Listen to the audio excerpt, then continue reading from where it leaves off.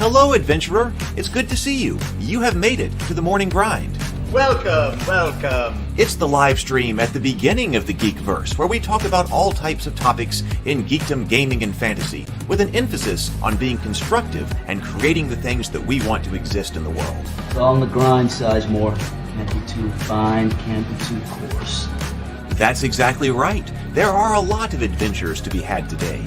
Dungeons to explore and monsters to slay, and who knows what a random encounter might send our way.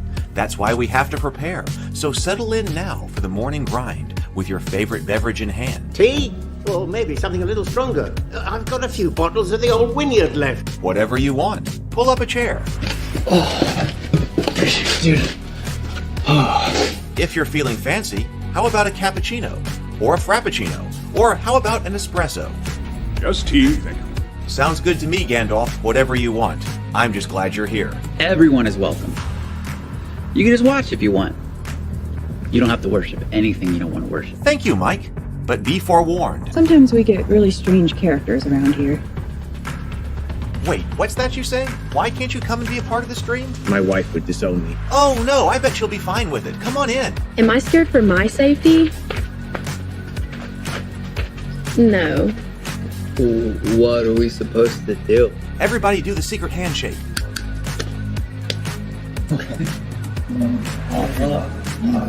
Secret cultist handshake. Oh, now do wizards who love each other. This, my friend, is a science. I still don't have kids, but it's fine. It's all on the grind, son. Can't be too fine, can't be too coarse. Dude, this would be a sick place to bring the band. Indeed it would be, Dave. It really would. I'm seeing more people coming in. Welcome. Glad to have you here. Oh, look, here's someone new. Is this the cultist meetup? Yes it is. Come to hang out? Please accept me. I have nothing else. Okay, we accept you. Everyone's welcome here. Brought some snacks. Well, that makes things even better. You want some coffee? I don't drink coffee. You sure? It's cultist coffee. What makes it cultist coffee? I'm a cultist and I'm drinking it. Oh. Then I'll have some. What exactly is going on here? I'm seeing more people coming in. Welcome. It's so great to have you. Oh, and look, here comes another stranger. Can we help you? Yes, fellow cultists. I could really use some food. Oh yeah? Welcome. We have donuts. Oh, it's me. I'm glad I'm here. I'm sure you have a few questions for me, though. What's your name? Who do you work for? What god do you worship? Great questions, Rob. I'm Steve King, and I worship Nyarlathotep. No, not really. I'm just Heath, and I won't be worshiping anything this morning. But I will be your host. Welcome to the office. We're going to have a great time. I've got my coffee ready, because now it's time for the morning grind. If you could become a fish, that would be amazing. Then I could command you with my mental fish powers. Hello. Welcome, everyone. Welcome to the office. Welcome to my home. And welcome to the morning grind. It is so good to see you today. A little bit late start, but hey, I was trying to get some coffee ready. I got my coffee this morning. Good. It's good this morning. Having trouble waking up. We are here. We're going to be taking a look at which one are we looking at? We're looking at Punching Babies. We're looking at Punching Babies by Adron Smitley, the author of the Stomping Kittens book that we looked at yesterday. And yes, both of these or neither of these are actually about punching babies or stomping kittens. They are about how to plot and structure your works for whether it's a novel or a screenplay, with kind of an emphasis on fantasy. And apparently the titles come from Nothing is as easy as punching babies. And so once you read the book, plotting out your book is going to be just as easy as punching babies. And if there is anything that's easier than punching babies, it's stomping kittens. And so that's why the second book is titled that. So that's what's going on there. And let's see. And all of these books are available free. the author has very kindly, since we've been looking at them right here, put them on free on Kindle for today, only today. All of the books in the Right Club series. I just posted a link to it, but if you look up the Right Club or any of these books here on Amazon, you'll be able to get them.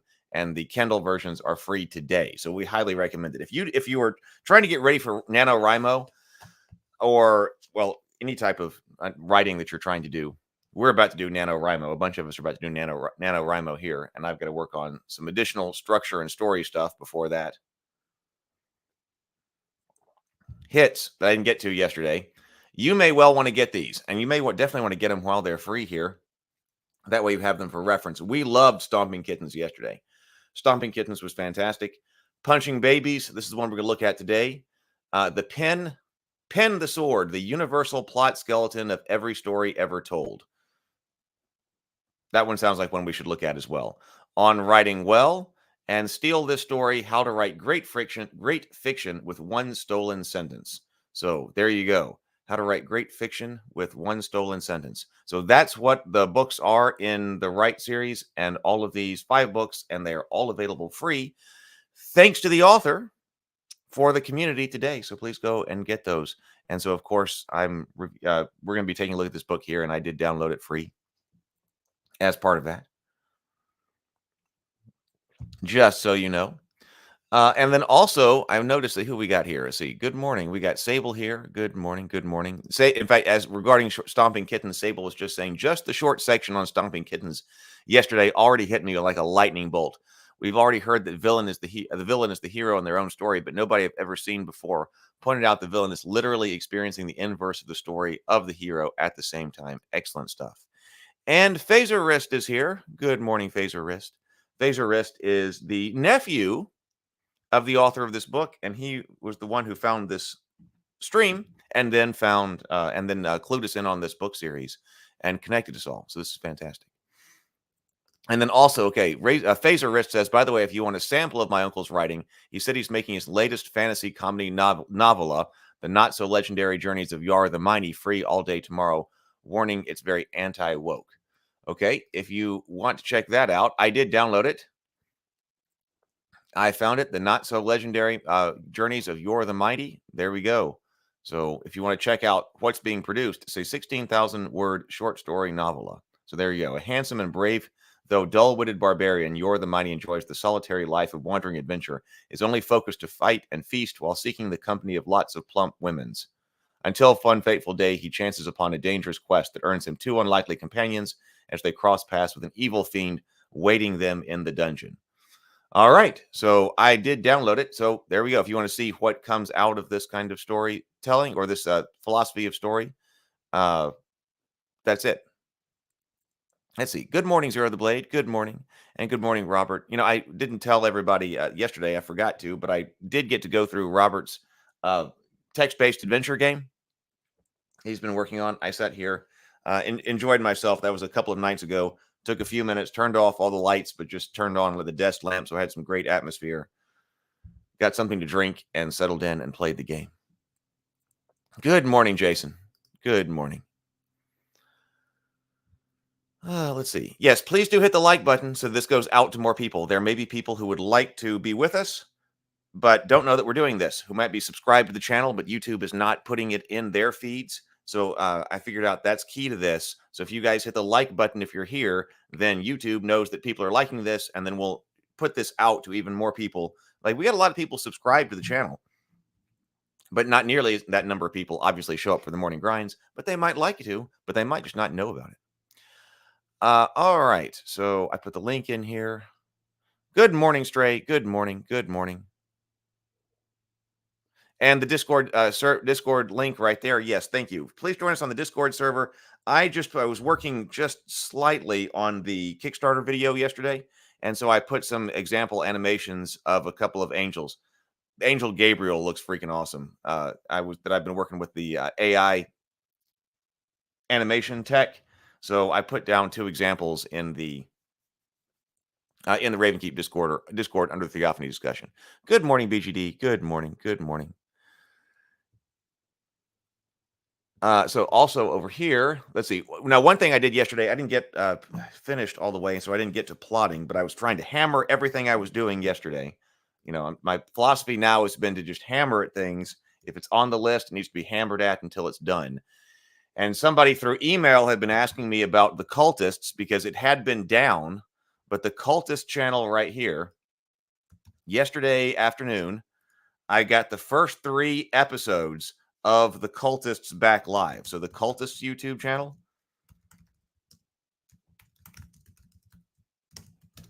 It now has a dedicated channel too. I've been working on creating dedicated channels for everything so that I've got dedicated brands. I think that's going to help us get more of this work out. Brianna and I worked Wednesday afternoon. She being a graphic designer is working on completely redesigning all of the thumbnails for the cultists YouTube page so that all of our videos for the cultists will have a uniform and themed look. That's part of the branding. So if you come over here to the cultists, we would love to have you join. If you don't know what the cultist is my comedy web show about Lovecraftian cultists, modern day Lovecraftian cultists who just want to worship Cthulhu in a world full of people who don't understand. And each episode is like 5 to 8 minutes long. You can see over here, the first episode, 7.5 minutes. The second episode, 7 minutes, 51 minutes, 6 minutes, 44 minutes, 6 minutes, 44 seconds. So they're shorts. I created it. I produced it. Brianna and I co-wrote it. Brianna and I wrote the whole show together, and then Brianna directed it.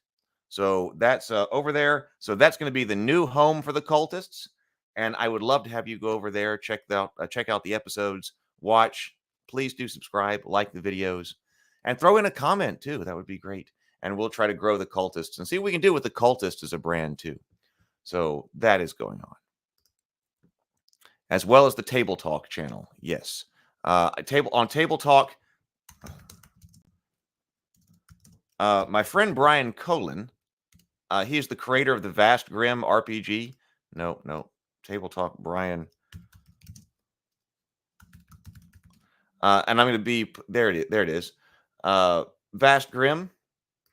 I'll put that on. This is going to come out on Sunday. My interview with him. This is a replay from a little while ago, but Table Talk Sunday.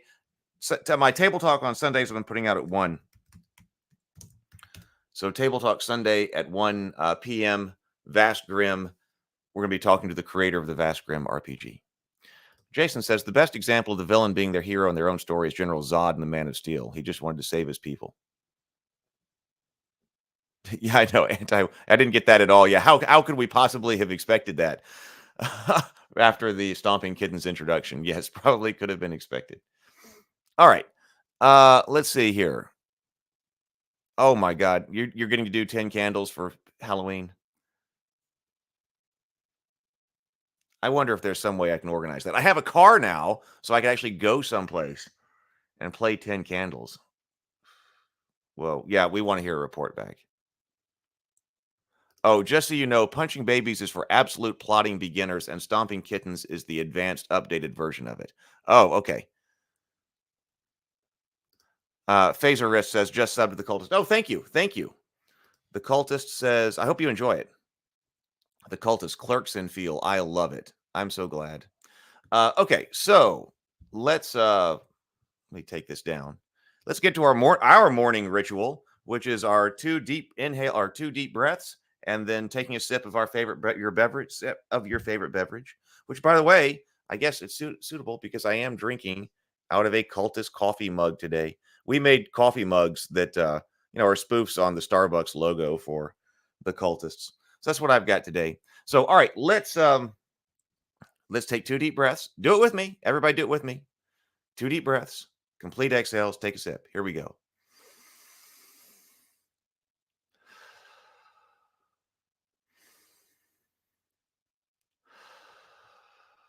And sip.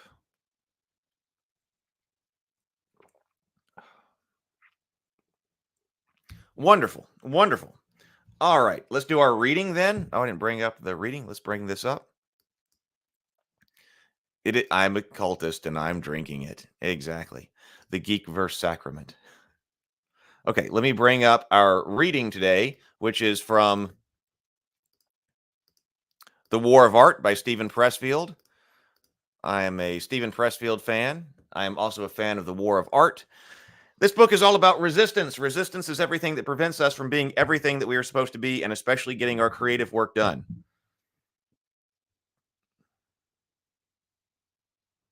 So here we go. War of Art by Stephen Pressfield. A critter that keeps on coming. Why does resistance yield to our turning pro? Because resistance is a bully. Resistance has no strength of its own. Its power derives entirely from our fear of it. A bully will back down before the runtiest twerp who stands his ground. The essence of professionalism is the focus upon the work and its demands, while we are doing it, to the exclusion of all else. The ancient Spartans schooled themselves to regard the enemy, any enemy, as nameless and faceless. In other words, they believed that if they did their work, no force on earth could stand against them. In The Searchers, John Wayne and Jeffrey Hunter pursue the war chief Scar, who has kidnapped their young kinswoman, played by Natalie Wood. Winter stops them, but Wayne's character, Ethan Edwards, does not slacken his resolve. He'll return to the trail in the spring, he declares, and sooner or later, the fugitive's vigilance will slacken. Ethan, seems he never learns there's no such thing as a critter that might just keep coming on, so we'll just find him in the end. I promise you that, just as sure as the turning of the earth. The pro keeps coming on. He beats resistance at his own game by being even more resolute and even more implacable than it is. That ends that section of The War of Art. So I suppose tomorrow then we'll dive into this book here. Book 3, Beyond Resistance, The Higher Realm. We'll start that one tomorrow for our morning reading. Let's see. By the way, The Searchers BGD says The Searchers is a fantastic Western starring Captain Pike from the original Star Trek pilot. Oh, interesting. I didn't know that. I was going to say, on the theme of using technology to create the things that you can create with the technology rather than having the idea and you're like, now how do I create it? And if you've been fighting with technology, we're talking about using AI, potentially AI stuff to create music videos that happen to make, be really good for music videos. After I get this Kickstarter video done, I might try to push myself a little bit further. I've got to plot out the script, but I might try to push myself even further because it occurred to me I've got a music video I've got to do. I've got the Cultist theme song, and we tried to make a music video out of it when we were shooting the Cultist season 2, but for different reasons that didn't work, and we never ended up with a music video. But I wonder if I could use some AI tools to come up with a really cool music video for the Cultist theme song. So I was thinking about that. Maybe that'll happen. All right. I got to bring up my Kindle reader now.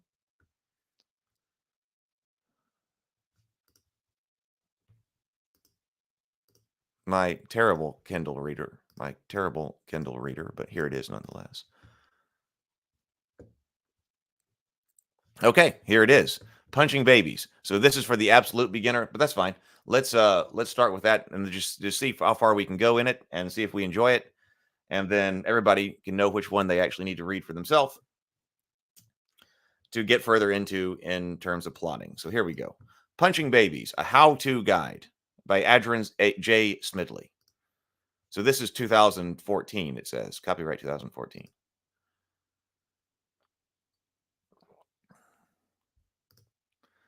How to make writing your novel as easy as punching babies.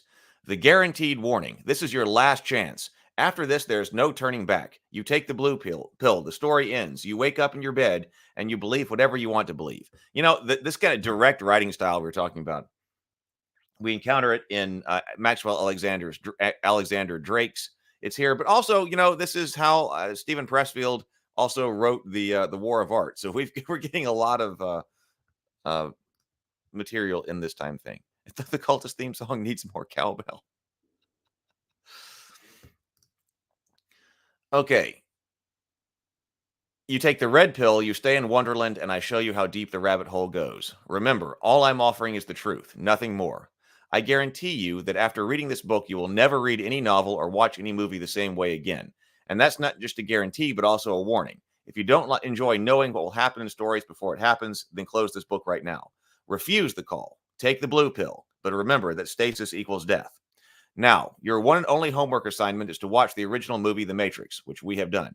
Even if you've already seen it, just take time to sit down and watch it once more after reading this book. Okay. we did a study of the Matrix. Of course, that's assuming you're going to choose to turn the page. The 3 acts. Every story has 3 main parts: a beginning, a middle, and an ending. These parts are more commonly known as Act 1, Act 2, and Act 3. On average, Act 1 makes up 25% of your story, Act 3 makes up 50%, and Act 3 the last 25%. This applies to novels as well as movies because all stories follow the same formula regardless of their medium. And because Act 2 makes up 50%, we divide each of the 2 parts consisting of Act 2, Act 2A, and Act 2B, each making up 25% of the whole, which is the structure, the way that Brianna and I talk about it all the time. Good morning, Brent. Good morning.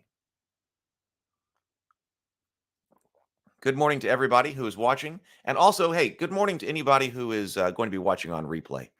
I know that James Bacon works on Saturday, so he can not here for the Saturday morning, but he'll probably watch on replay. Every time I click back, it changes the page. So now we have Act 1, the beginning, 25%, Act 2, the middle, 25%, Act 2B, the middle, 25%, and Act 3, the ending, 25%. But what does each act represent other than simply the beginning, the middle, and the ending? Because that by itself is always the first advice you get: have a beginning, a middle, and an end. And it's also some of the most useless by itself. Yes, okay, well, thanks. A beginning, a middle, and an end. Act 1 is the exposition where the protagonist's normal world and everything in it are established, and where we discover our main problem that is the entire point of your story. Act 2 is the positive rising action where the protagonist pursues that goal while achieving more successes than failures. Act 2B is the negative rising action where the protagonist suffers more failings than successes. Act 3 is the final crisis and climax where the protagonist achieves either victory over the antagonist or suffers defeat. Act 1, the beginning, the exposition, introduces us to the protagonist, now referred to as the hero, the hero's goal, and the antagonist, now referred to as the villain. Act 2. Oh, now that got controversial. Because we've talked about the difference between antagonists and villains, and whether or not a villain is a type of antagonist around here or not, and what the relationship between these two is. But for the purposes here, we have hero and villain instead of saying protagonist and antagonist. Got it. Act 2A, the middle, first half, the positive rising action shows us the hero entering a new world and gaining new skills while meeting new allies and making new enemies. Hey, just wondering if this one... Oh, this one, look, this one gives me my table of contents. The other book didn't have a table of contents. So what we're looking here, the writing guarantee, the 3 acts, then the next is the 8 sequences, the 20 sections, the 40 events, the 120 blocks, the 240 bits, structure and design. Oh, this also looks very useful. I'm curious now that we're going to 40 bits. We're going 3 or 4 acts. I was reading, what was that, 2 days ago or something, when we were doing the shake the cat. What are we doing? We're we're saving the cat. No, we're saving the cat. That there was somebody who was working entirely in terms of 40 index cards for a story, 10 cards for each of these 25% of this story. So I'll be interested to know how this matches up. Act 2B, the middle second half, the negative rising action shows the hero struggling with his allies as well against the villains and his minions. Act 3, the ending, the final crisis and climax, shows us the hero confronting the villain face to face, the coming out of the event and its immediate impact. Think of Act 2A and Act 2B as opposites. Things get progressively better for the hero in Act 2A, while things get progressively worse for the hero in Act 2B. Imagine 2 opposite staircases connected together at their tops, forming a peak, that peak beginning at the midpoint. The hero thinks his goal is to reach that peak, and thus his positive rising action is him climbing up the stairs to the very top, each step bringing him closer to his apparent goal. This is Act 2A. But once the hero reaches the top, stops and stands and looks over the high overhead, the feeling a sense of both security and achievement. That peak is the midpoint, or the hero's false victory. Someone, namely the villain, suddenly shoves the hero from behind, which is what is well known as the twist in all stories, middles connecting the first half with the second half, and sends him crashing down the descending set of stairs, each tumbling taking the hero closer toward the bottom and thus his negative rising action. That is 2B. You could also rename Act 2B the villain's positive rising action, because the hero achieves a false victory near the end of 2A when he suffers a false defeat near the end of 2B. and the hero's false defeat near the end of Act 2B is also known as the villain's false victory. And you see where I'm going with this? Opposites indeed, also patterns. Now take out a notebook and its own page, make a list 1 through 4. Describe the 4 acts of your story in 1 sentence each. Make these sentences as long or short as you need them to be, and when you're done, you'll have a very broad summary of your entire story in 4 easy sentences.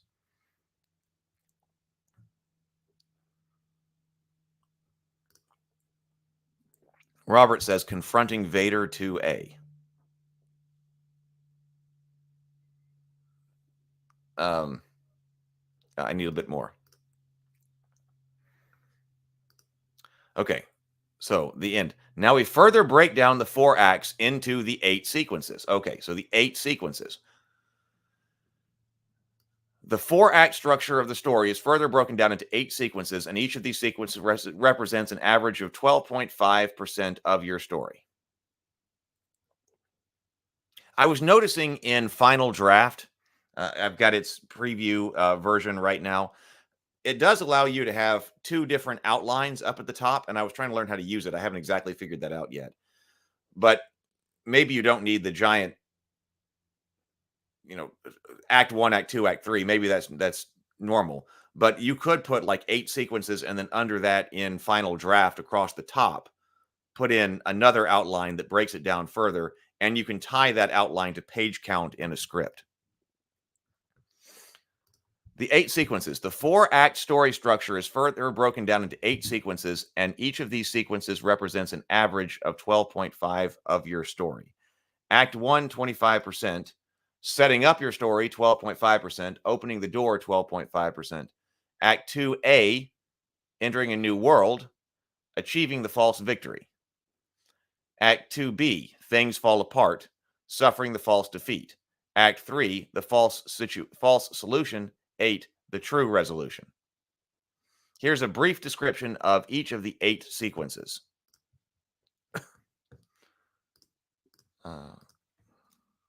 Making note of something I want to be sure to bring up at the end here.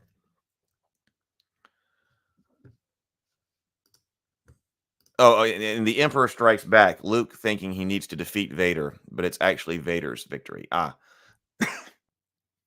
Okay, I was thinking of the original Star Wars, but in Empire Strikes Back, confronting Vader in 2A.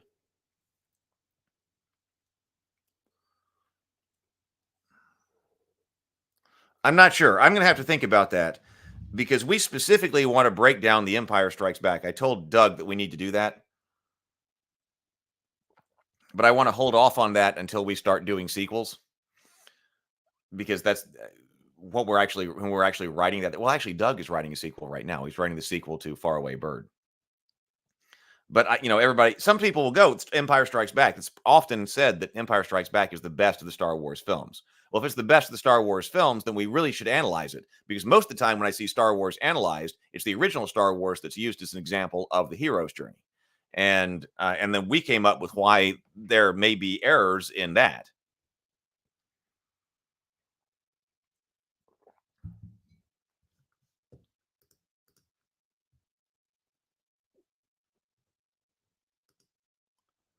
Okay. Something else I've got to do.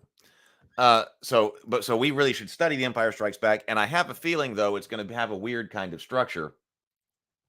Because, in effect, I think the way it's going to go is that the first part of Return of the Jedi is the end of The Empire Strikes Back. I got to think more about that. I haven't had time to think about that because I've been thinking about Star Trek 6 all the time. Okay, so anyway. True resolution. Here's a brief description of each of these 8 sequences. I love this kind of stuff. Sequence 1, setting up your story, shows a typical day in the life of your hero. This is where we learn who the hero is while introducing his normal world, including everything in it. Everyone has problems in life, so show the hero dealing with his problems. The more relatable, the better. Sequence 2, opening the door. Something new enters the hero's normal world for the first time. This something must impact the hero's world in a permanent way. As sequence 2 begins with what's known as the catalyst. What exactly is a catalyst? Failing a driver's test because you forgot to signal properly is not a catalyst, but failing a driver's test because you ran over an old lady is. And sequence 2 isn't just the catalyst, but the hero's reaction then and decision of what needs to be done about it. Sequence 3, entering a new world. The hero voluntarily makes a leap of faith into a new world. New because he has never dealt with such problems of this nature before, which makes sequence 3 all about the hero being a fish out of water. So this is entering a new world. This is Act 2. Voluntarily makes a leap of faith into a new world because he has never dealt with such problems of this nature before, which makes sequence 3 all about the hero being a fish out of water, and is immediately introduced to the rules of this new world and how it operates. As with all worldly travels, the hero meets new people of this world as well, people obviously more acquainted with it than he is. Something caused the hero to make his decision to act near the end of sequence 2, and sequence 3 is all about satisfying this goal. BGD, does anyone ever really stop thinking about Star Trek 6? Not around here.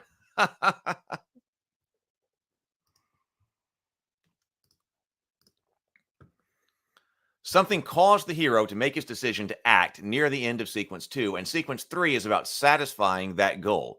Indirectly, the hero's motivations cause a minor setback to the villain, who may be completely oblivious to the hero's existence so far. At the end of sequence 3, the hero achieves what minor goal he set out to accomplish, and at this point, all the villain knows is that something is wrong with his plans, and they have no idea he is setting up his eventual clash with the hero by trying to pursue his own minor goal.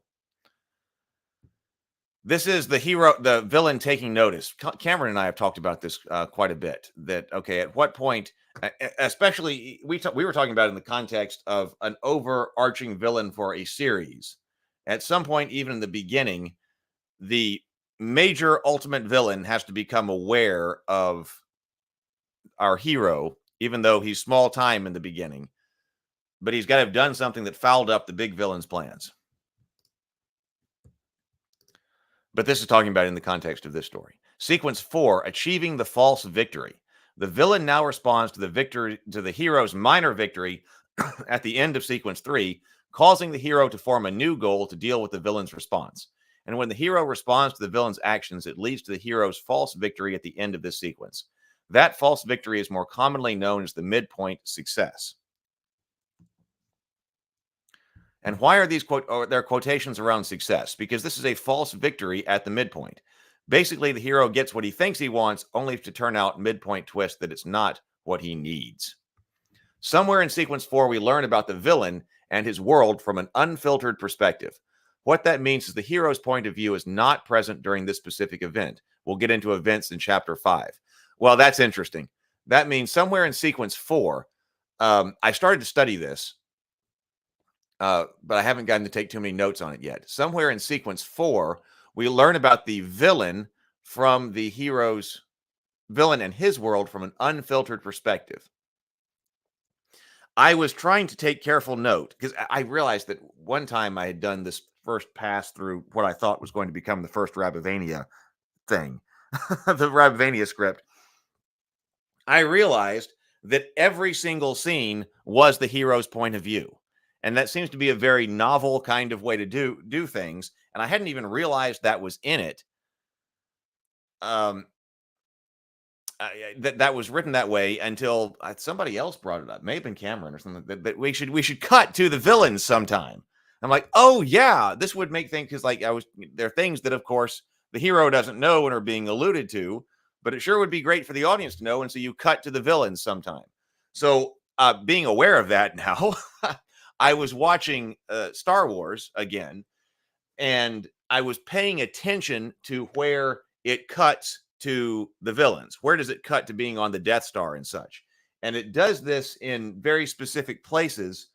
It seemed like to me, as far as your story structure, like whenever you're crossing story structural bounds, for instance, when Luke accepts the call to adventure, you've got that scene, which would take Luke out of Act 1, and he's into Act 2, he goes into the scene at Mos Eisley. But in between him accepting and then going to Mos Eisley is a great place to drop with the villains. So we're being told here that somewhere in sequence 4, we learn about the villain and his world from the unfiltered perspective. What this means is the hero's point of view is not present during this specific event. We'll get into events at chapter 5. and thus it is unfiltered by any other character's biased point of view. It's like being a fly on the wall in a room with the villain as he goes about his plans, having no idea that the fly is in existence. So this is great. That's telling you where to put this. I think this is great. Robert says the deflector shield will be quite operational when your friends arrive. I think Luke talking to R2 is why we all talk to our computers like they have feelings we can hurt. If I have time, I want to do because I've got a recut of the original Star Wars, and it's I've got the despecialized edition. So I was studying the despecialized edition, but based on our critiques about the opening of Star Wars, I wonder if I could do, and the theory that R2-D2 and Luke Skywalker are the same person from a story structural point of view. I've wondered if I can recut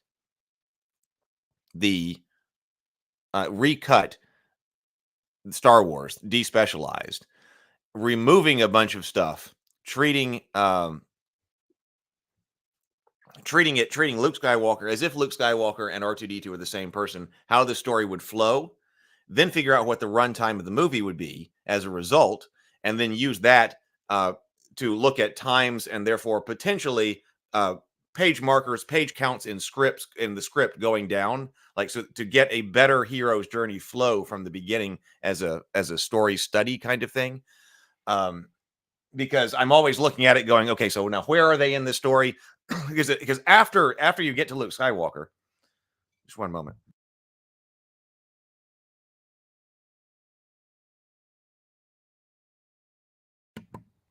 Because after you get to Luke Skywalker, it starts hitting the hero's journey beats, boom, boom, boom, boom, boom. And if you delete the time of the beginning, you start getting a really great structure. But I really think that if I had it appropriately cut, it might be great for learning. It would be a neat thing to do. I wonder if it can be done. Despecialized, the restoration for real Star Wars. It totally is. Okay, and then we could look at things like this too. When exactly do the bad guys get their own point of view? Remember those two sets of stairs connecting their tops? The end of sequence 4 is that peak between them. So when the hero is standing tall, though unknowingly waiting for the unexpected to shove from behind by the villain. Sequence 5, things fall apart. The villain takes control after the hero's false victory, in what is famously known as the midpoint twist. It comes from nowhere, and the more unexpected, the better. Although it does not have to be some big event, it can simply be a revelation of some key information. After the villain takes control, the hero responds. But because this is the beginning of the hero's negative rising action, every success the hero achieves is also bringing even greater failure. Think of the hero taking 1 step forward and then 2 steps back, while the villain takes 1 step back and then 2 steps forward. It's a back and forth dance of rising conflict between the hero and the villain's forces. And I think this is so important. The back and forth. The back and forth here. You can't just go if you think about the story as a sequence of events, which is not. We talked about the difference between story and sequence of events.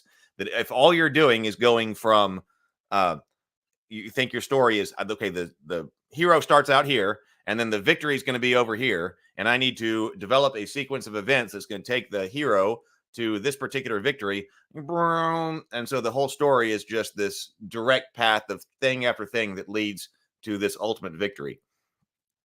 That doesn't work. Really getting control of Act 2, which this is exactly what this is talking about. Act 2 is long, and it can fall apart if you don't actually structure Act 2 the way it's supposed to be structured. It's not just a linear incremental success of the good guys until the ultimate, you get to the climax and the ultimate defeat of the bad guys. That's not what's happening here. It's more sophisticated than that. No, I am your father is such a twist. Right, especially after your hand's cut off. Sequence 6, suffering the false defeat, is all about forcing the hero into an extreme low point where all seems lost and the villain appears to win. The hero's false defeat is obviously the villain's false victory. Opposites, remember. While the hero is busy trying to stay alive, the villain nearly gets what he wants with just one step shy of complete victory. At the end of sequence 6, it seems like everything has been taken from the hero, and usually allies of the hero are dead because of it. It's the moment where we feel the hero is lost and can't possibly stop the villain, who is now on the verge of winning. One sentence encapsulates the end of this sequence, and the hero is saying, "I give up." But there's also something quite unexpected the hero has yet to realize during this great low depression, and that's the inspiration that he needs to continue the fight. That inspiration he receives seemingly so unexpectedly makes up the very end of this sequence, and where the hero receives a bout of inspiration that has him saying, "No, I must go on." The hero discovers something that allows him to form new goals and plan of attack, and seems it might actually work despite everything that has happened to him and taken from him. Sequence 7, the false solution.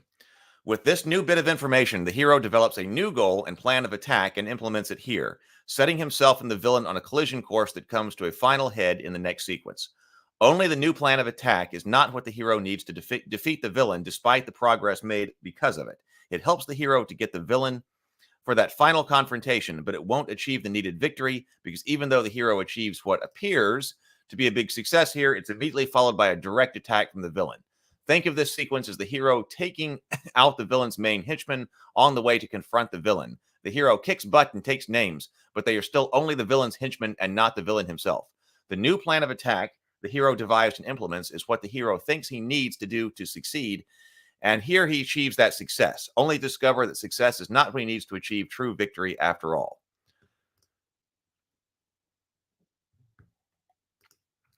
If you will not be turned to the dark side, then perhaps she will, is Luke's low point, and he finds his inner strength. Yes, and he almost gives in. Well, he does give in.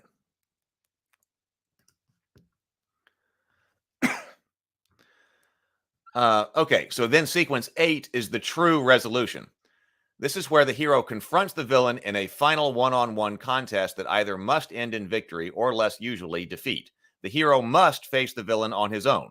What that means is that if the hero is part of a team in the previous sequence, either that sequence 7 ends with the separation of the hero from the team, or the sequence 8 begins with the separation of hero. Sequence 7 sequence 7 ends with the hero separate from the team, or the sequence 8 begins with it. If no team is present, team being the hero's allies he's accumulated during the journey, sequence 3 and 4, then sequences 3 and 4, then seemingly lost in sequence 6, and then reformed through inspiration in sequence 7, because maybe the villain had them all killed in the previous sequence, then simply replace team with resources. That's also so important. Losing your allies, I want that in there. I've got that, and where that goes, I want that in there. You've got to you get them, the team is together, and then you lose them. You need allies, and they help you get to your, false victory at the midpoint. And then they have the campfire scene, which can be a physical campfire, but it's otherwise a metaphorical campfire scene, where everybody gets to reflect on their victory, but then something happens that breaks them apart. BGD says, everyone gets ESB's midpoint twist wrong. It's not when Vader says, "Luke, I am your father." It actually comes super early when Leia kisses her brother, Luke, full on the lips at the Hoth base.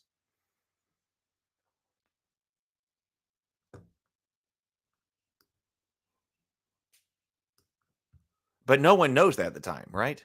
See, I think that Luke and Leia being brother and sister is one of the, that idea is one of the low points in Star Wars. Right, exactly. Okay, so yeah, except we didn't know that at the time, but the original Return of the Jedi ending had Han dying and Luke heading off alone to find his sister while Leia figured out how to reassemble the Republic. Oh, no, I didn't know that. But in order to resolve the, how do we resolve the love triangle between Luke Skywalker, Leia, and Han Solo? The typical solution then, now I didn't know that Luke was not going to be with Leia then. I would have said the typical solution is to have Han die. Like, it seems like Han should have died in the Return of the Jedi. But actually, I like that he didn't. But you got to resolve that somehow. So they resolved the triangle by having Luke and Leia be brother and sister. And then that way Han and Leia could be together. Okay. I would have accepted that much more if we got much better Han, a much better Han, and a much better Leia, but especially a much better Han in the sequel trilogy. But that's hardly the least of its only problem. Phaser Risk says the false solution in the Matrix, for example, is Neo and Trinity rescuing Morpheus. The true resolution is Neo confronting Agent Smith alone in the subway, then in the hallway.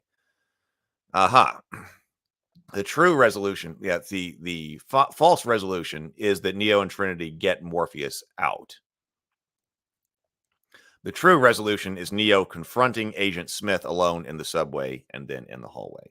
Yes, so that's exactly what's going on here. It's the team was together and the team is out. So Neo just confronts Smith alone. What breaks them apart in Act 2B, external enemies combined with internal decision compound upon the heroes and their allies.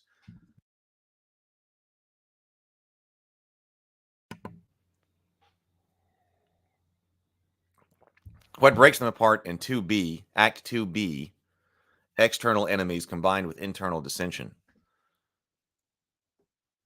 That's why the betrayal is so prevalent in Act 2B, such as with Cypher in the Matrix. Sable Phoenix says, originally Han was going to stay on the Falcon and he was going to not make it out of the Death Star blowing up. And there's an echo of that later in the Chekhov's gun dialogue that never fires. I just get this feeling like I'm never going to see her again. Yeah, speaking of the Falcon. Yep. And it almost goes. Lando nearly died, and the Falcon would have gone with it. Lando and the Falcon almost didn't make it out. Because in that situation, you would expect Lando not to make it out. But he actually does. Okay, the hero confronts the villain in another shorter but more intense version of their back and forth dance one-on-one. The hero suffering an all is lost moment, their final crisis. When all... so the hero confronts the villain in another shorter but more intense version of their back and forth dance one-on-one. With the hero suffering a last all is lost moment, their final crisis, where it seems the villain has finally defeated the hero until the hero takes his last leap of faith and defeats the villain, achieving his true victory at last. This, of course, has become famously known as the use the force moment at the end of the original Star Wars movie. It's the moment where the hero pulls the victory out from the jaws of defeat and wins the day. Take note, the all is lost is a sequence 6. During the all is lost of sequence 6, where the hero faces death, there's a classic and specific action that takes place known as the rescue from without. And I love the rescue from without. It's one of my favorite parts of storytelling. This is the moment where the hero facing death is saved, and not by any means of his own, but by the means of another, and usually quite unexpectedly. Commonly, this is where one of the hero's allies sacrifices their very life to save the hero from a literal death, or where the shadow character ally that betrays the hero is killed, though sometimes that death is saved until just before the hero faces the villain directly. A smaller climax before the final climax between the hero and the villain. This action is repeated during the hero's second and final all is lost moment during sequence 8, the final crisis. Only this time the rescue without external becomes a rescue from within internal. Interesting. It's the last pivotal moment when it seems there's no question that the hero has lost, but he digs deep down into his success at last. This rescue from without, the rescue from without is, like I said, one of my favorite parts of the story, the hero's journey story structure. And I think it's weak in Star Trek 6. Speaking of always thinking about Star Trek 6, that's why I want to re-storyboard the final fight between Chang and his bird of prey and the Enterprise, because I love that end sequence, that end fight. It's great, but it's not as great as it could have been. And I know how to make it even better. And it really has to do with punching the drama of the rescue from without. Because, of course, the Excelsior comes in to help out. So the Excelsior should be coming in for help with without. But we've really got to punch the drama on this. The Hoth kiss is to throw off the trail on Leia's parents, says Robert. Cypher, by the way, Phaser Risk says, if you didn't know, is actually the failed the one before Neo. That's why he's so jealous. Plus Trinity's feelings for Neo. Oh, I didn't know that he was a failed the one candidate. No, I knew about Trinity's feelings. Yeah. It's like when the satellite dish gets knocked off.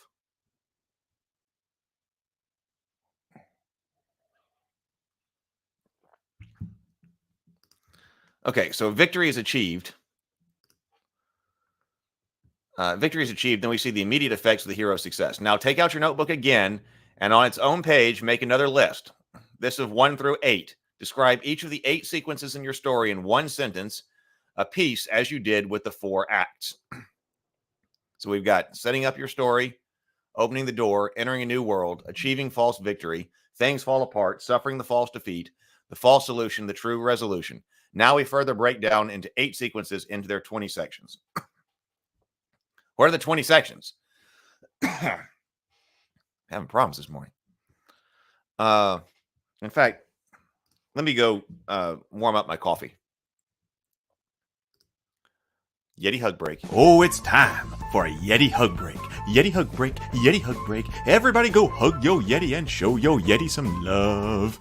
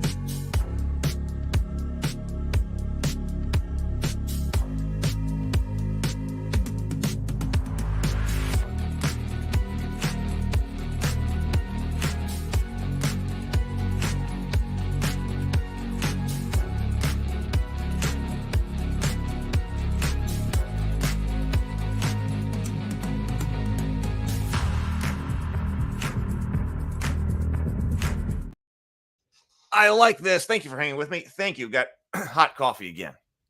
I like this because it gives structure. It gives structure to your outlining and your outlining structure. I'm going to use this when I sit down here and work on the Rabbivania structure again, because it's not, all right, so I got my first scene. Now, where am I going with my second scene? That's exactly what it's from. Yeti Hug Break reminds me of the Yeti Hug Breaks in the Hero Quest, the Frozen Horror. That's exactly where it's from, because we were playing Hero Quest and we were on dinner at a board game. And the Hero Quest app that plays Zargon for you asks you if you would like a Yeti Hug Break. Would enable Yeti Hug Breaks? ? Yes or no? And I was like, what is that? Like, what is a Yeti Hug Break? But I said, I guess if somebody ever asks you, would you like a Yeti hug break? You should always answer yes. So I was like, yes. And then I figured out what it was. Oh, it's breaking out of a Yeti hug. But now everything has become a Yeti hug break. Phaser Risk says, if anyone is having problems with log lines, I have not gotten to that yet, so I need to read up on that. If anyone is having problems with log lines, Heath, Steal This Story is dedicated entirely to making the perfect log line for your novels with tons of examples. All right. Well, then, yes, that's got to be great. I will need that. And I'm sure other people will as well.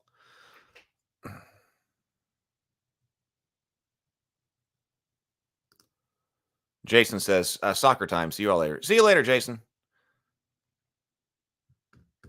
All right, let's go to the 20 sections. I would really like to get to the 40 events. I guess I won't be able to go through the entire book here on live stream, but that's okay because it's free right now. So if this is helping you, click over and get this book free for Amazon Kindle right now and use it for your NaNoWriMo prep over the next few days. But I'm really curious, since I was just looking at 40 index cards. Somebody was talking about that, how that lines up with the 40 events. So I think we should do the 20 sections of the 40 events here on stream. The 20 sections, the 8 sequences are further broken down into their 20 sections, and each of these sections represents an average of 5% of your story. Act 1, sequences 1 and 2. Old world action, link event, catalyst, debate, decision. Act 2, the new world, allies and enemies, fun and games. Oh, look, fun and games is here as well. We were talking about fun and games. And I think that's such an important part of showing you that world, and when everything is going great, like even in the Matrix. So even the Matrix does this. You're seeing the Nebuchadnezzar at full power, which, okay, they're still hiding from people, but all the crew is there. No one's dead yet. The Nebuchadnezzar is operating. Neo's training. It's a great point. Okay, now he's saying go into the villain's world right after fun and games, then midpoint success. So the villain's world, midpoint success. Act 2B, reversal failure, things fall apart, all is lost, the dark debate, a new hope.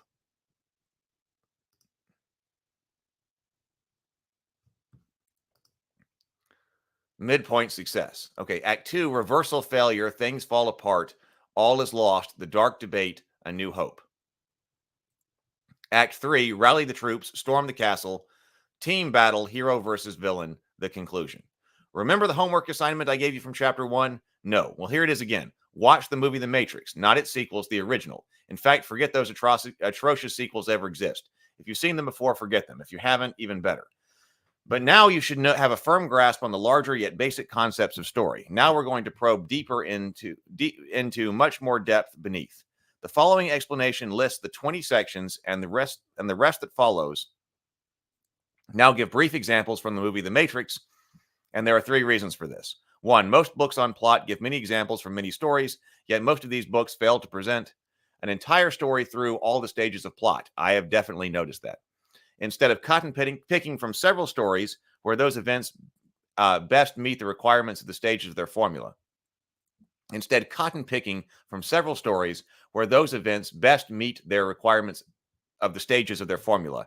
And this is not how you use this book. This formula fits your story, remember? It's not the other way around, or else you'd be using the formula wrong.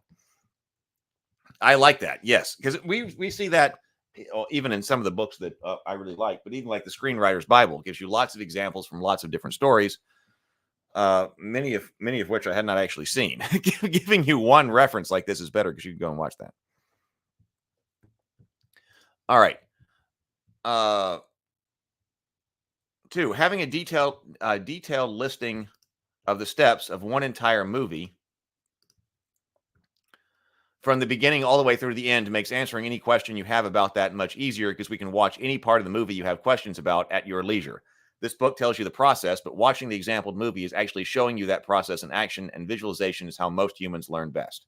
At such a detailed level, the specifics of the 20 sections and beyond depend on the particulars of your story. From this point on, the story becomes less about what they do and more about why they do it, and this is where your characters' personalities begin to blossom. Here is a brief description of each of the 20 sections, accompanied by my brief examples from the movie The Matrix. 1, old world action. Shows the hero in their normal everyday world doing their normal everyday things. It's your hero's introduction, make it interesting. If you have a prologue, which is ill-advised for a novel but common in movies, remember that prologues are almost always without the hero but about the hero. And remember that prologues must be immediately followed by an event, specifically of the hero. So if you do have a prologue, then your first 2 events are already set to be written. Since The Matrix has a prologue, which is much more common in movies than novels, as it allows instant visual action to grip the viewer's attention. Showing Trinity escaping from the agents, it has a double beginning like all movies with prologues. The first, Trinity escapes from the agents, is like most prologues without the hero but about the hero. And the second, the true beginning, starts with Neo at home and asleep on his computer desk. And we talk a lot about analyzing these prologues here. All beginnings of story help establish the hero's world in several places, but the order of those places are, in fact,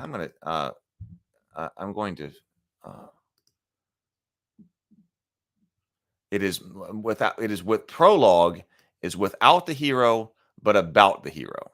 I'm going to highlight that.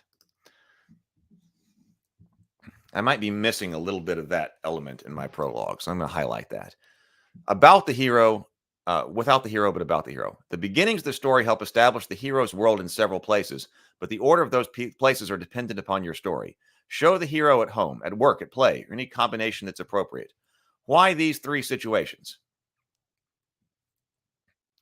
His home, work, and at play. Why these three situations? Because knowing the hero's home life, his work life, and his recreational life not only establishes his normal world and everything in it, but presents the hero in situations we can relate to. It's the getting to know the hero on a personal level stage. Creating a hero that we feel sympathetic towards is a huge help. It's almost impossible not to care if we feel sorry for another's misfortune, not to mention that sympathy often equates to likability. And a likable hero is easy to hope and pray for. Sympathy, however, is not the essential ingredient. Empathy is the key. Not every hero is likable or should be. There are many heroes or anti-heroes that we dislike, but we stay with them because we're able to understand why they do as they do. Remember, we do not have to sympathize with the hero, but we must be able to empathize with them. And giving us situations we can relate to allows us to know more on a personal level just about what it's like to be in those situations ourselves, however fantastical they might be in your story. Okay, the linking event. This is 20 sections. The linking event. Something happens to the hero, such as a challenge, threat, or an opportunity that's related to the villain to first link them together. But this event is an indirect link between the hero and the villain. And more often than not, it's presented as an opportunity for the hero. It's not the face-to-face meeting, but the appointment to call and set up that meeting. It's not the one who wrote the letter, but the letter itself. It's not knowing where the mysterious bag of money came from, nor who it belongs to, but finding the money itself. The Matrix. After pulling a Blake Snyder and saving the cat by way of Neo helping those that come to his door and selling them hacked computer software, Neo asked the thematic question, have you ever had that feeling where you're not sure if you're awake or still dreaming? He decides to accept their invitation to go to the club, following the white rabbit he imagined his computer told him about, which is confirmed by the way of a tattoo on the girl's back. This takes him to the club where Trinity talks to him about the Matrix, something he suspected was real but was unsure of until this point. Trinity confirms his suspicions but also brings warnings. The catalyst. Something happens. This is number 3. The catalyst. Something happens to the hero that has never happened before, and this time it's directly related linked to the villain, thus making the villain the villain.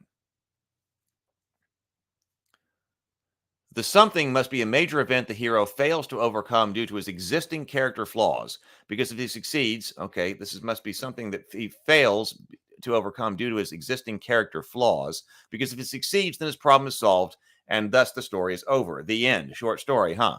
The hero possesses a character flaw which causes him to fail big time during the catalyst. Flaws that are corrected as the new skills are learned along the course of the story. The Matrix. After waking up late for work and getting yelled at by his boss, Neo receives a literal call from Morpheus informing him about the agents that are coming for him. Neo listens to Morpheus's advice about eluding the pursuing agents, only to fail at climbing out the bathroom window and escaping via the scaffolding. He fails the test of fear, which is later repeated during the jump program, and then later still with Neo's dive out from the helicopter to save Morpheus, each showing more progress than last. Wait a minute, so he fails here, which is later repeated during the jump program, and then later with Neo's dive out from the helicopter. So this is interesting. So we're talking about this idea that he fails to overcome something, and we were talking about how this was actually seemed like, okay, this is interesting, because we were talking about this as a failed exit from Act 1. You remember this discussion on the Matrix? So we said there was something non-standard going on here in the Matrix because Neo fails to overcome his threshold guardian and is returned back to the beginning, which is we said was unusual. So we're being told here, this is very interesting. We're being told here that's not the case. That the catalyst here, he fails to overcome something. We took that as a call to action. Get out there on the ledge, and he doesn't do that. We said that was a call to action that he did not accept because he wasn't super motivated enough in order to do that. And that was a failed, so he was unable to get into Act 2. If he had done that, he would have gotten right into Act 2, but he didn't. But actually, here we're being told this is the catalyst. After waking up late for work and getting yelled at by his boss, Neo receives a literal call from Morpheus informing him about the agents that are coming for him. Neo listens to Morpheus's advice about eluding the pursuing agents, only to fail at climbing out of the bathroom window and escaping via the scaffolding. He fails this test of fear, which is later repeated during the jump program, and then still later with Neo's dive out from the helicopter to save a falling Morpheus, each showing more progress than the last as an indication of Neo's character growth. Okay. And comes back inside where the agents take him into custody, the consequence for failing the catalyst. The debate. Now that the shit has hit the fan and sprayed all over the walls, it's time for a hero to decide what to do. Human nature has us choosing the path of least resistance, and that means we initially try to ignore the problem in the hopes that it will go away, correcting itself, or at least we hope something else will come along and take care of it for us. And that's precisely what the hero will do first. It may only be one single sentence of debate, or it may be several pages, but this debate must be present as you cannot deny human nature. The hero may ignore their new problem as it only gets worse. They may seek out advice or may try a few things that fail as well, or they may simply pause for a brief moment of reflection. But in the end, they are left with only two options: accept the problem as a new permanent occupant of their world, or to live an ever more miserable existence. Stasis equals death. Or try to do something about correcting their new problem. The Matrix. Neo is given a bit of the villain side of the argument. All stories are simply arguments. In the custody of the agents, he refuses to help them and is punished with a bug implant into his stomach, forcing him to help them as the bug is a homing device. After waking up from what he believes was simply a nightmare, he receives a second literal call from Morpheus, where Neo meets the crew and the bridge is taken to meet the legendary Morpheus for the last time. The Matrix is about choice, and the choice is presented in every scene of the entire movie, but there is a difference between the choices given to Neo by Morpheus and those given to him by the agents. Morpheus, Neo's mentor character, gives Neo choices he must choose willingly and is rewarded for accepting, whereas the agents force choices, Neo is punished for refusing. The agents force choices, Neo is punished for refusing to accept. The good argument is chosen willingly and rewarded, while the bad argument is forced and punished.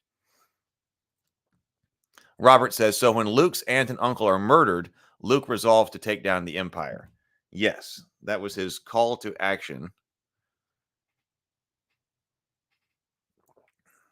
Well, that's also danger comes home. Danger comes home to Luke. He's not going to be able to escape. And so once that happens, he's like, well, all right, danger is here. It's coming for me. I accept the call. Neo chooses to go to the club and is rewarded by meeting Trinity. Neo chooses to listen to Morpheus and eludes. My eyes just went foggy with my contacts. Neo chooses to listen to Morpheus and eludes the agents until, and because of this catalyst, he refuses Morpheus's help and is taken into custody by the agents. Neo chooses to refuse helping the agents and is punished by having the homing device implanted in his stomach. Neo gets a second call from Morpheus and chooses to meet the crew at the bridge. Then Neo chooses to take off his shirt and goes to get out of the refuses to take off his shirt and goes to get out of the car. But a small bit of inspirational advice from Trinity, a small kick bump, he chooses to stay and is not only rewarded by having the bug taken out of his stomach, proving it was real and not just a dream, but also getting to meet Morpheus. See the pattern here? Call into refusal and punishment, call into acceptance, into reward. This is repeated as many times as necessary, depending on your particular story, and they can be as big or as small as you need them to be. Yes, exactly. Robert says you would have been killed too. It represents the death of Luke's old world.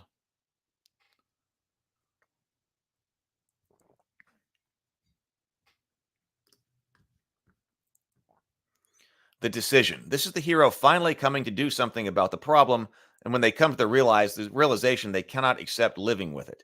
At best, you can see this is supposed to be a no turning back point for the hero. They gather their things and their resources or whatever else they think they might need and head out on their own to solve their new problem, usually and quite literally in a physical change of location. The Matrix. Neo meets the legendary Morpheus at last, but unfortunately for him, one simply cannot be told what the Matrix is. They must experience it for their own true understanding. Neo sits and listens and then is given a choice, red pill or blue pill, wake up or stay dreaming. As with all stories, and because he chooses the blue pill, Neo's story...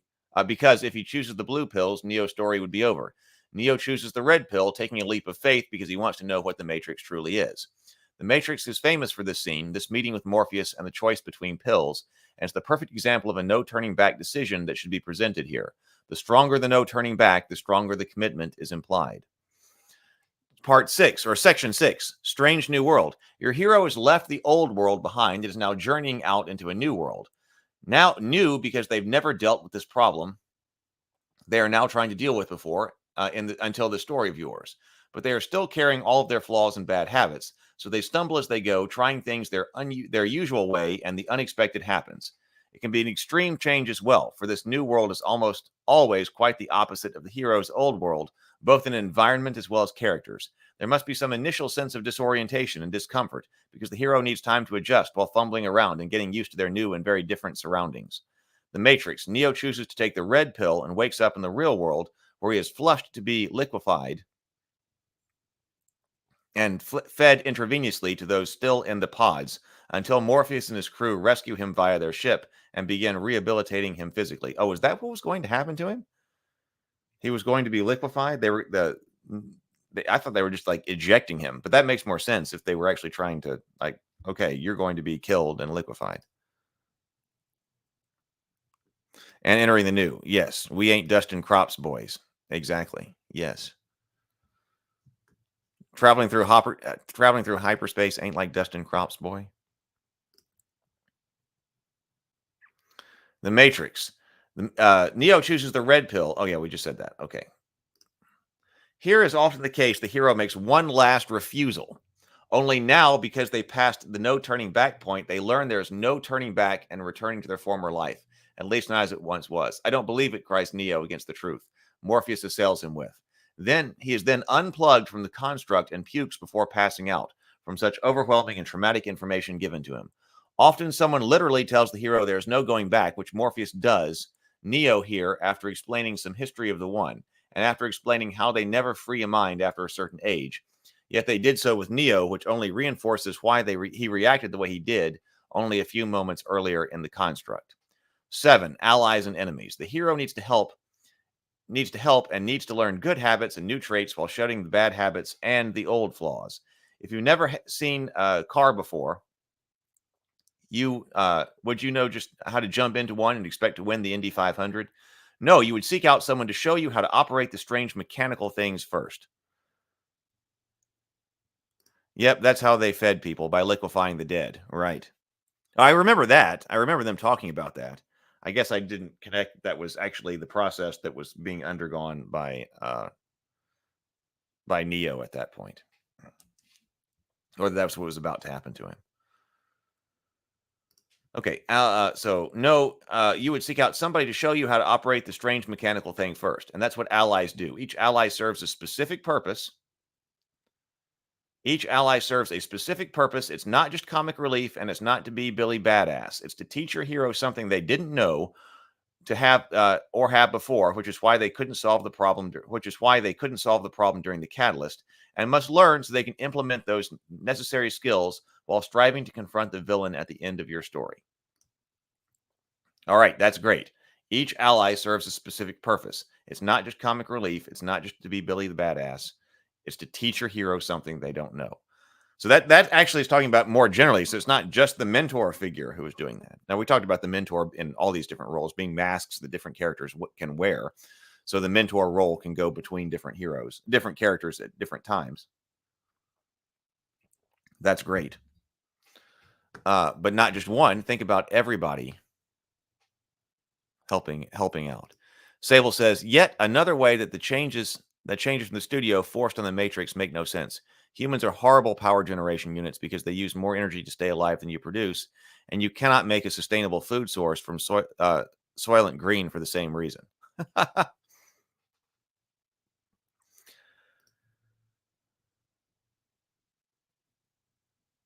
So those were changes the studio forced on the Matrix. So the studio forced them to go with the power generation. I didn't know that. Like the Vispas with blood honey liquefying humanity.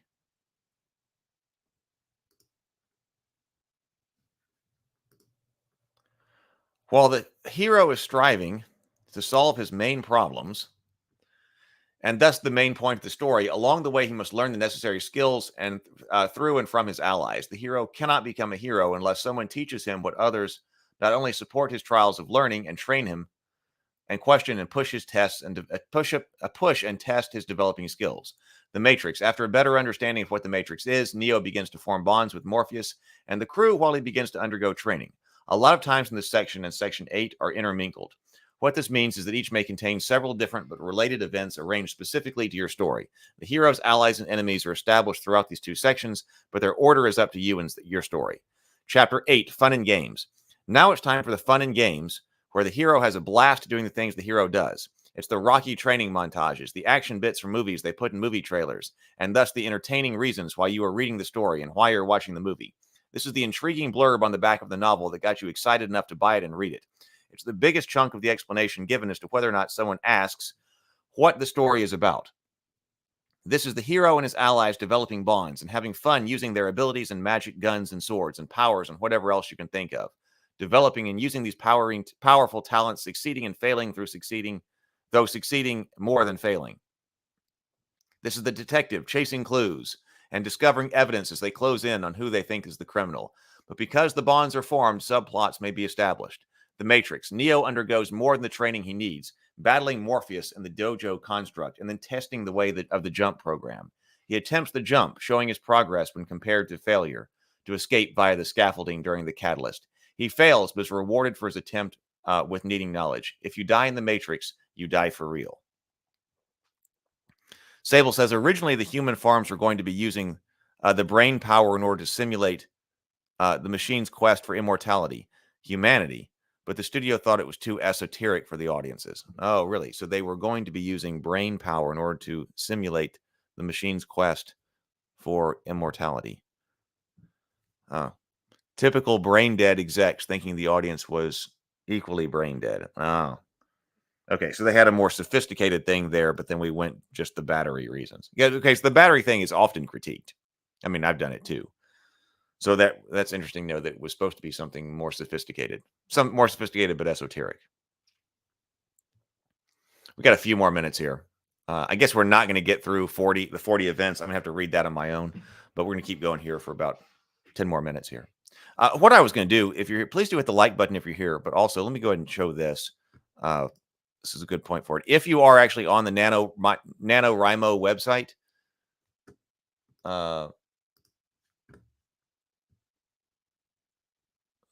right here. If you've actually, I don't have a cover or anything right here, but I did log in. I made a profile, or I already had a profile, but I made a thing for the thing I've got to write here. So it's there. Does anybody know Arun Arati? is that one of you who has sent me a friend request on NaNoWriMo? I'm Heath R on NaNoWriMo. So if you want to send a writing buddy request or whatever, there's actually a Ravenkeep writing group that if you go to the NaNoWriMo section of the Discord server, put your NaNoWriMo user handle in there. Michelle and James Bacon are already in there, and we can have our own writing group or Ravenkeep writing group. I don't know. I've never used one before, so we'll just see what's going on. But I just want to point that out, that if you're on that, if you're actually doing it, like you're welcome to connect there. All right.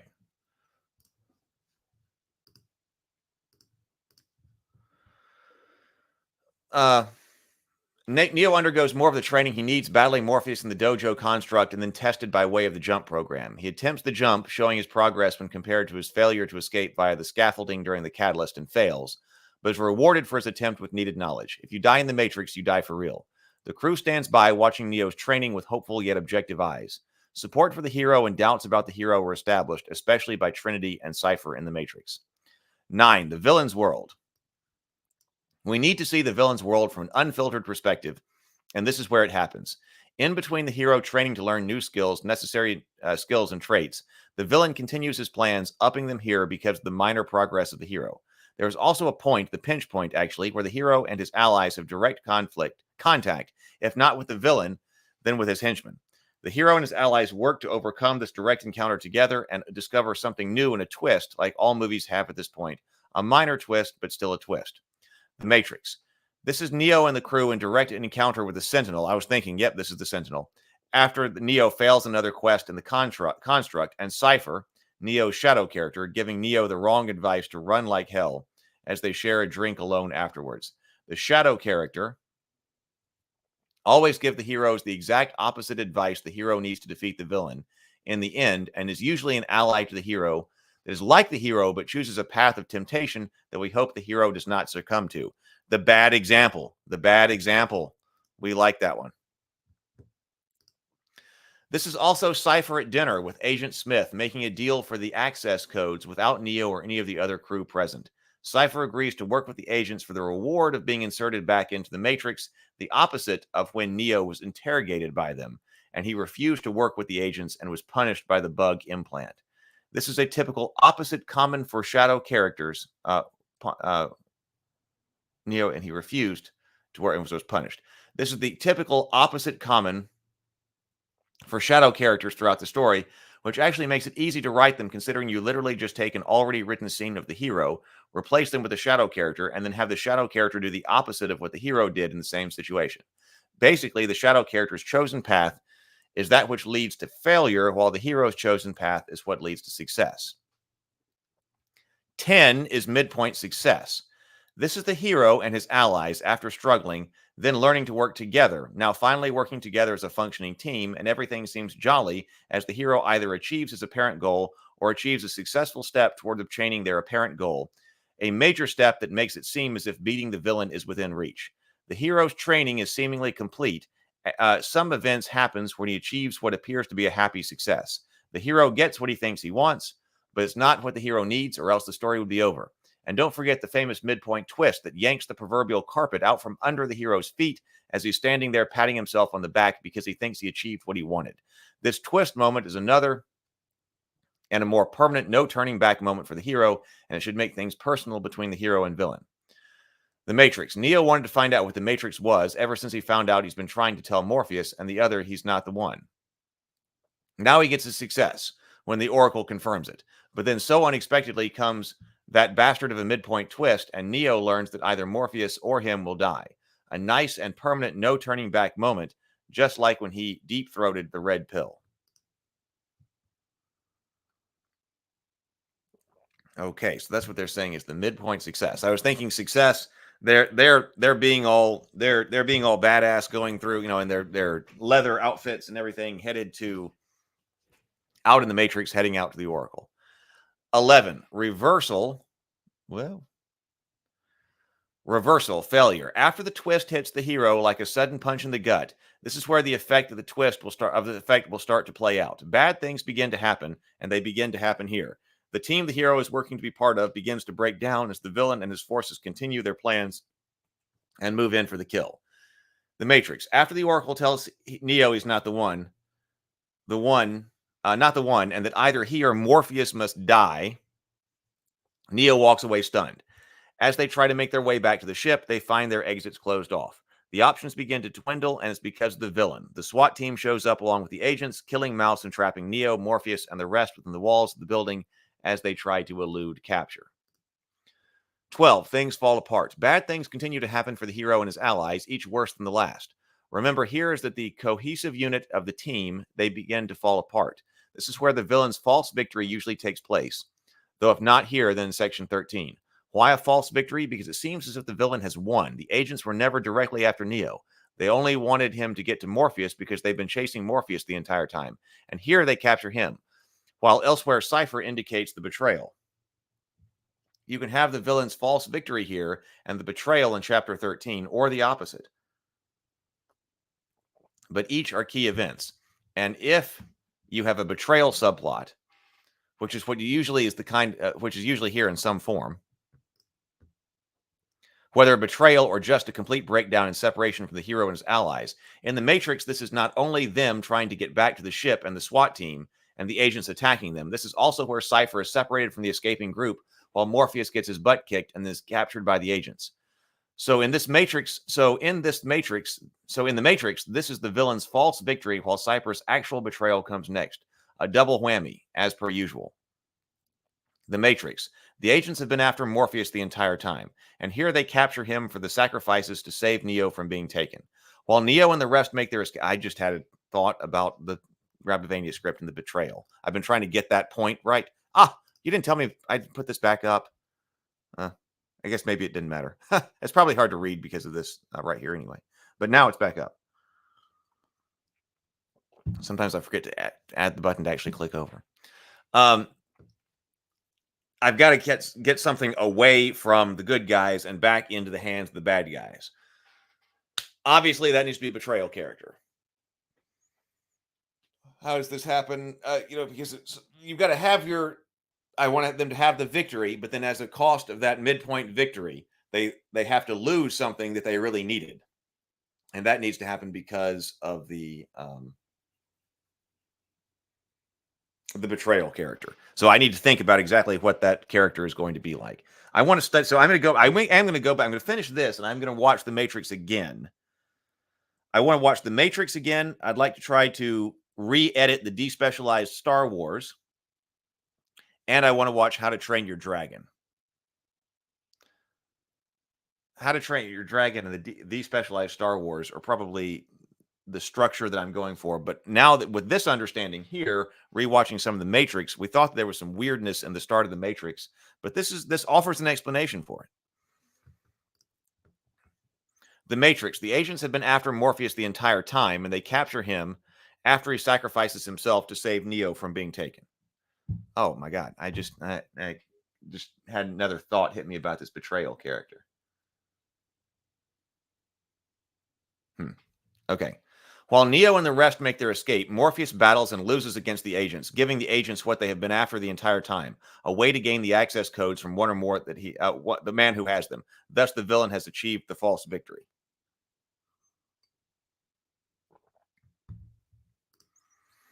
"13. All is lost, but it gets worse. And here is where that happens. The hero has been knocked down, but it's now time to get it kicked back in the ribs. Things went from getting bad to worse in the last section, and now they go from worse to rock bottom. The hero is taken to his lowest point so far, his absolute lowest point being his final all is lost during the climatic battle between himself and the villain, and everything is taken from him. Remember, it must seem like the hero has to run out of options at this point, and there's a reason for this. When it seems like the hero has no options left, not only is the impact of the dark debate that much more upon us, but so is the twist of inspiration that comes out from nowhere. During A New Hope, that's the section here. Also remember that all is lost is repeated in a final all is lost on an even more intense level when the hero during the hero versus villain, which will be explained later. Yes, indeed. His creative brain wheels are spinning. They are. Yeah, I know. I was like, oh man, I got to get right to this. I got to finish this and I got to get right to this. I still got to finish this Kickstarter video, though. If I could finish this Kickstarter video, and then I've got another vehicle I really need to get started. I need to figure out how to get cranked. If I could finish a Kickstarter video and then get that car cranked, then I could sit down and do nothing but story for the rest of the day. But hopefully, I don't know how long that's going to take.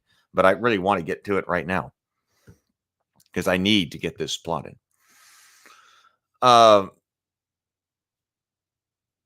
The Matrix. So where did we say that? In The Matrix. So after Morpheus is captured, we're closing in on the end here. Cypher disengages from the escaping group and returns to the ship first to begin killing off the rest of the crew.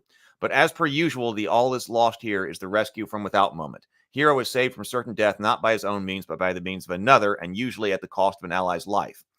That changes things in the last moment. Tank, who Cypher shot and assumed was dead, sits up from out of nowhere. Exactly. A common rescue from without happening and blasts Cypher dead, stopping him from pulling the plug on Neo and killing him. So yes, that is help from without. Love that. Love that part of the story. Okay, I'm going to have to end it right here. We've been going for 90 minutes, so we either go for 60 or 90 minutes here, depending on what's going on in my day. So we go to 90 minutes. This was great. This is great. I hope everybody's been enjoying it. Look this up and get it free. If you're finding this, if you're watching now or you find this later today, the author has been very kind and allowed this book to be given out free on Amazon. So you just click over there, find it on Amazon. This is... I'll pull up the cover one more time. There we go. The cover, Punching Babies, a how-to guide by Adron J. Smitley. Please look this up. Today it's free, but if you're watching on replay later or you find this later, you definitely want to check this book out. I definitely have to get to at least the 40 events here. But anyway, I really enjoyed hanging out with you today. Once again, yes, fantastic show. I've enjoyed the conversation. The conversations where we're looking at something together and having a conversation. These are the best morning grinds out there. So, but until then, everybody go there, go forth, be creative, be constructive, be productive today. And I will see you later. Grind on.